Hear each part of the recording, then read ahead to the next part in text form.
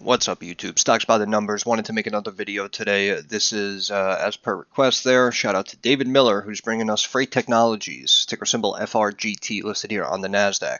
Company recently went through a reverse stock split, as you see here, regained NASDAQ compliance.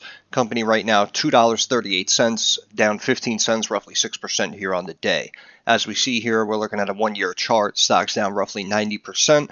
But they have a lot going on in the back burner here. This is a pretty interesting story.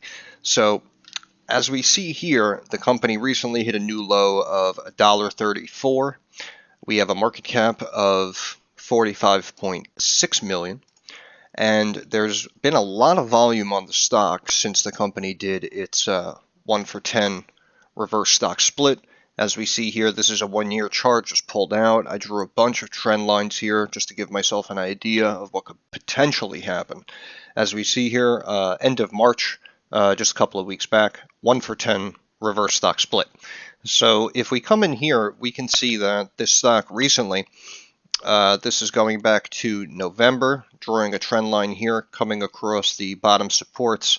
Obviously, it was pulling back going into that reverse split announcement and has since been climbing. However, as you see, the stock ran up here to north of $3, rejected off of this trend line, the top going back to February, and broke down out of this little triangle and pulled back here, obviously, into the 230s. However, you can see this rejection off of this trend line here, again, pulling back up from November.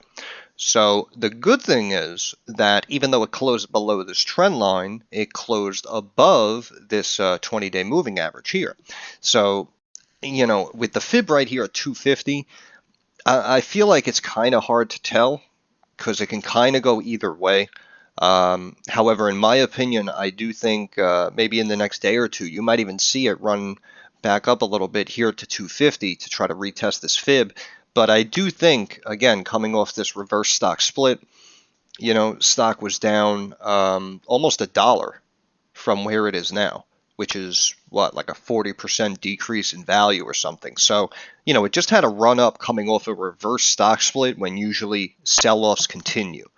Now, again, I know there's a couple of good things going on for this company, and in my opinion, I do like it long term. However, I do feel, again, it may run up to about 2.5 and may pull back and reject. I don't know if it'll come like all the way down here. It's showing like 1.25. I don't know if it'll get quite that low. However, it hit what, like 130, and it made a new 52-week low. So to buy it up here at 230, yeah, you know, I just feel like you're kind of overpaying for something that we know is worth just a little bit less. Just a little bit less. But again, overall, I do like the company. This is excuse me. This is a logistic platform software company. And what they do is they kind of like develop these apps and they show you like about the drivers and like what they're shipping and how efficient everything is. And then you have the ability to kind of like control your whole fleet like from this platform, the software, and you can kind of piece up like your best driver with like your most important shipments, or I don't know, maybe the drivers who, you know, do it and make the trip in less time could take the more important loads to increase profitability. So, you know, obviously they're definitely, I would say, a necessary company right here with the technology they bring to the table. I'm sure a lot of, you know, shipping companies, cargo companies are going to look at what this company brings to the table and say, you know what, we probably could use your software, we could use your app, your platform, whatever the hell, and you know, I'm sure it'll help increase our business value overall. But again, in my opinion, good sign that it stayed above this moving average. However, I do think it's going to break. I would definitely look, yeah, maybe like right here, maybe like 1 3/4. I would begin to piece my way in. I would definitely wait for sub $2. If it does happen to like just spike back up here to the high 2s and 3s and like start to retest this line, again, in the short term, that's going to suck if you were looking to buy it because you're going to feel like you missed a little bit of a rally. But again, you know, if it recently rejected, there's nothing new, I feel, that is going to push it above that trend line, so to speak. So even if it does rally a little bit here, 270, 280, I would more than likely expect another rejection. And again, I'd say sub $2, I would be a buyer, even though I have to continue to say so I don't get ripped apart in the comments. But I have to continue to say that overall, the company is doing some good things. Yeah, we come down here to the news articles. Where are they? I have them open here. As we see, this is going back to April 5th. And Freight Technologies reports highest monthly increase in new clients since Freight app platform inception. And as you see here, I just highlighted this one part. But here also it says we expect a recurring monthly stream from new accounts to our platform during the month of March of more than $1 million per month, starting to ramp in April. So this company now is slowly bringing in new clientele. They're slowly branching out. This is basically a North America cargo shipping company, it looks like. It looks like they're working with Canada, US, and Mexico. And they recently also signed the contract with Whirlpool as well. Whirlpool signed up with them. So that's why these companies, again, you have to give them some time, which obviously they were beating up the stock the whole time while this company was getting all its ducks in a row. You do one or two reverse stock splits, the market attacks, and all the short sellers come out of the woodwork. And now they're starting to find their footing. Now they're signing up new clients, as we say. These new clients alone going to bring in an extra $1 million a month. So now this is what you want to see. You want to see the revenue start to come in. And again, going back here, we have a market cap of only about 45.5 million, right? So every million counts at this level. So to say, oh yeah, another million a month now from new clients, what about in 2 or 3 months? They might come out and update this and say, oh, now we're looking at like 2.5 to 3 million new clients coming in for revenue every month, bringing in 2.5, 3 million for us extra. So I really do think it's only going to be a matter of time before the company does really begin to rally. And again, looking off this chart and the couple of good news articles, again, they pumped the stock after a reverse stock split back up to north of 3. So that's why it may be ready to find its bottom here in the very near future, and start to rise up and potentially get us back to 4 or 5. This is looking like July.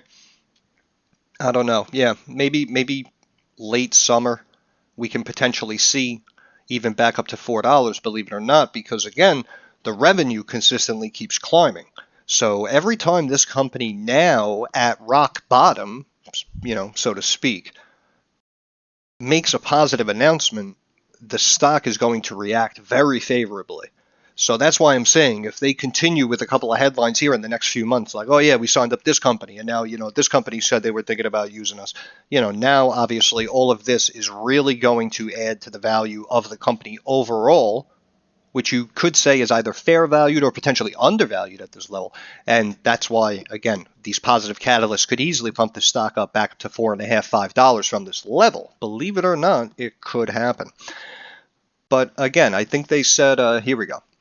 Freight Technology reports strong revenue growth. Year-to-date revenue reaches $25.9 million, up over 20% from prior year, almost 40% annual growth, 40% annual revenue growth projected for 2023. So this company is, again, beginning to really bring in the revenue that they need to not only sustain their value, but make themselves more valuable moving forward, which of course is going to result in a higher stock price. Reported 4.4 million in quarterly revenue, right? So we extrapolate, well, actually that was the end of 22, but let's just say hypothetically they do around that, right?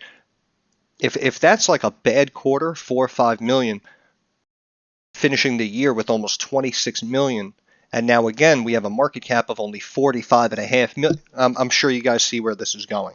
So we've seen a lot of crappier companies on this channel that were trading at a much higher multiple of yearly revenue to market cap comparison.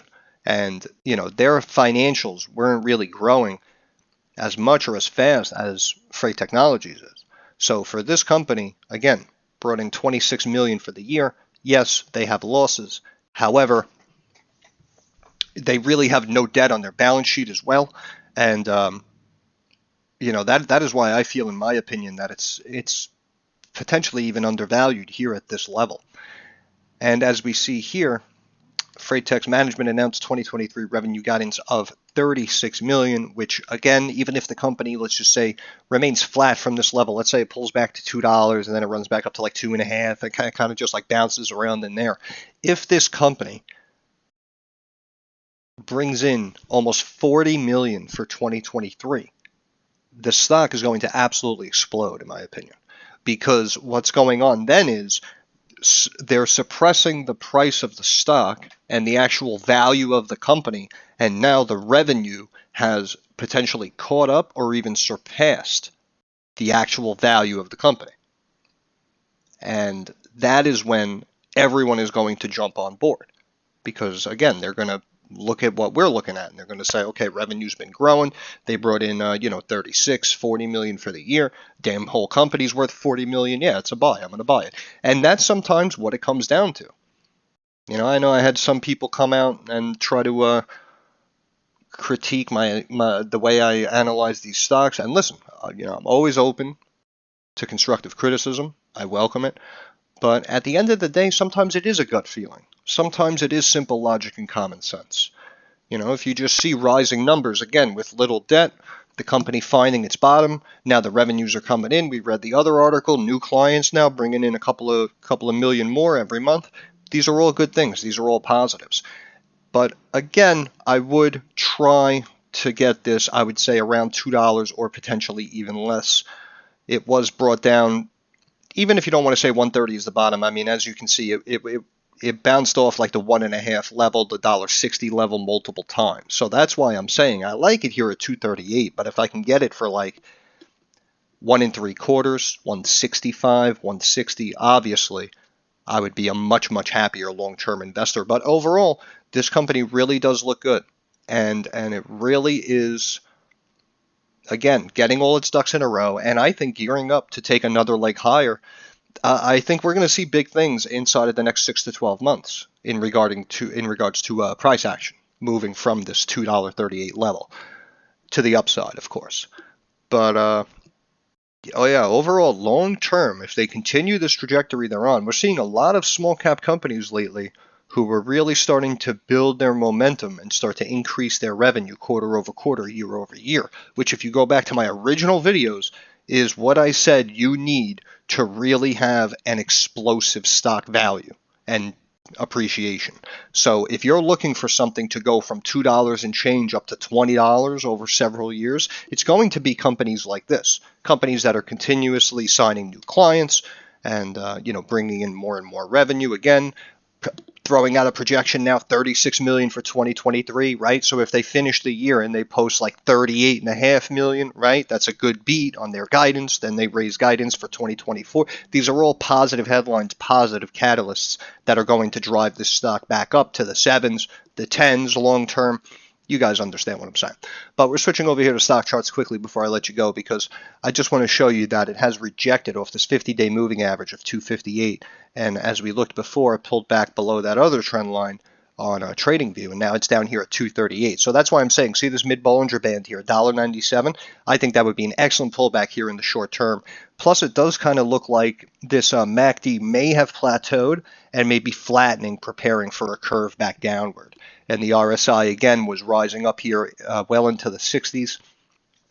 And now pulls back to sub 53. So not really a huge indicator for us. However, it could be telling us that, it had a nice explosion coming off these positive headlines. It hit the highs of close to about 3.5 and hit that trend line we looked at. And now it's rejecting, coming back down to earth. You have some people taking profits off the table. Completely understandable, especially with a stock like this, because it may not necessarily be a screaming buy right here at this level. So you may see, again, a pullback to maybe like $1.80, $1.70, $1.60, and then boom, it makes another run back up to the $2.5, $3 level. However, on the weekly, we can see the MACD slowly rising. However, again, we are technically still coming off a reverse stock split. Stock was down at like 15 cents when they did the reverse stock split, which 1 for 10 would yield $1.50 a share. And the stock right now is at 238. So they could easily bring this down a quick 25-30% from this level. So that's the only reason why. I just want you guys to stay sharp if you're looking to take a position.